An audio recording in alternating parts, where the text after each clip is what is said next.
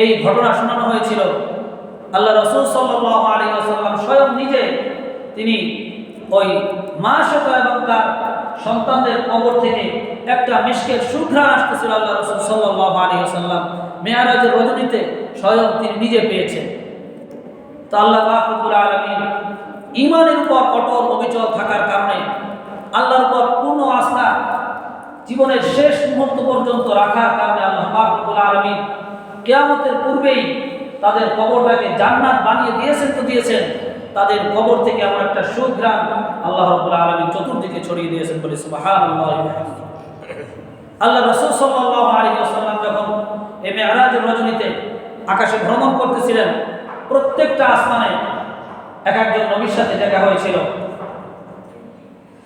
এক এক করতে গিয়ে সপ্তাকাশে, সপ্তম আকাশে হযরত ইব্রাহিম আলাইহিস সালামের সঙ্গে সাক্ষাৎ হয়।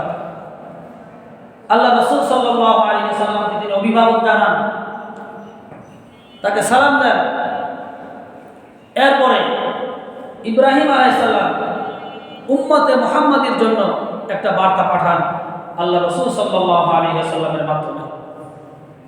হাদিসে এসেছে, ইব্রাহিম আলাইহিস সালাম আল্লাহ রাসূল সাল্লাল্লাহু আলাইহি ওয়াসাল্লামকে লক্ষ্য করে বললেন, ফাকালা ইয়া মুহাম্মদ আকরি উম্মাতাকা মিন্নিস সালাম। হে মুহাম্মদ সাল্লাল্লাহু আলাইহি ওয়াসাল্লাম, আপনি যখন মেরাজ শেষে দুনিয়ায় ফিরে যাবেন, আপনি দুনিয়ায় ফিরে গিয়ে আমার পক্ষ থেকে, অর্থাৎ আমি ইব্রাহিমের পক্ষ থেকে আপনার উম্মতকে সালাম জানাবেন। ওয়া আখবিরহুম, এবং তাদেরকে গিয়ে একটি সুসংবাদ প্রদান করবেন, আন্নাল জান্নাতা তাইয়্যিবাতুন তুরবা। আপনি আপনার উম্মতকে গিয়ে সুসংবাদ দিবেন যে জান্নাতের মাটি এটা অত্যন্ত পূত পবিত্র। আযবুহুল মা, জান্নাতের পানি অত্যন্ত সুমিষ্ট। ওয়া আন্নাহা কিআন, এবং জান্নাতের মাটি খুবই উর্বর। উর্বর মাটিতে আমরা জানি ফসল ফলালে তাতে ফসল বেশি হয়। ইব্রাহিম আলাইহিস সালাম বললেন, জান্নাতে কোনো দুনিয়ার কোনো গাছ, শাক সবজি ইত্যাদি রোপণ করা হবে না, তাহলে সেখানে কি রোপণ করা হবে? ইব্রাহিম আলাইহিস সালাম আল্লাহ রাসূল সাল্লাল্লাহু আলাইহি ওয়াসাল্লামের মাধ্যমে দুনিয়াবাসীকে সংবাদ পাঠালেন, গিরাসুহা সুবহানাল্লাহি ওয়াল হামদুলিল্লাহ ওয়া লা ইলাহা ইল্লাল্লাহু আল্লাহু আকবার। হে আল্লাহর রাসূল, আপনি উম্মতকে খবর দিবেন জান্নাতের মাটি তো খুবই উর্বর, অতএব এই জান্নাতের বৃক্ষ হলো সুবহানাল্লাহ ওয়াল হামদুলিল্লাহ ওয়া লা ইলাহা ইল্লাল্লাহু আল্লাহু আকবার। অর্থাৎ আপনার উম্মত যদি জান্নাতে বৃক্ষরোপণ করতে চায়, তাহলে তারা জানি বেশির থেকে বেশি এই বাক্যগুলো, এই কালিমাগুলো তারা পাঠ করে, সুবহানাল্লাহি ওয়াল হামদুলিল্লাহ ওয়া লা ইলাহা ইল্লাল্লাহু আল্লাহু আকবার। বুখারী শরীফের সর্বশেষ হাদিস আল্লাহ রাসূল সাল্লাল্লাহু আলাইহি ওয়াসাল্লাম ইরশাদ করেন, দুটি কালিমা এমন রয়েছে যেটা জবানে উচ্চারণ করতে খুবই সহজ, খুবই হালকা, কিন্তু মিজানের পাল্লায় এর ওজন হবে অনেক অনেক বেশি।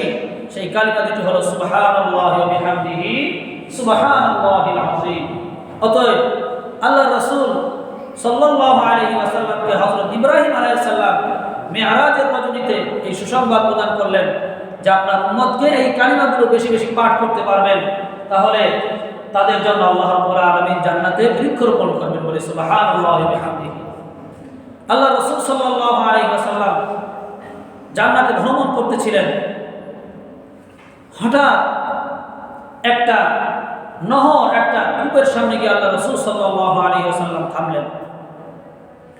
আল্লাহ রাসূল সাল্লাল্লাহু আলাইহি ওয়াসাল্লাম ইরশাদ করেন, উতিতু আলা নাহরিন, আমরা জান্নাতে ভ্রমণ করতে করতে একটা নহর নিকটে আসলাম, মাউহু আশাদ্দু বায়াদান মিনাল লাবান, যেই নহরের পানিটা ছিল দুধের চেয়ে আরো অধিক পরিমাণে সাদা।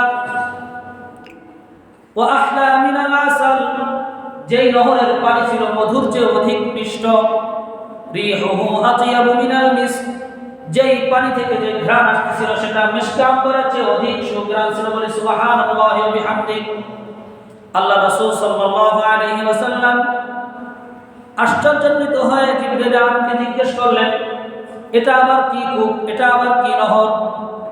জিবরিল আমিন বললেন, হাদাল কাউসার আল্লাযী আ'তাকা রাব্বুক।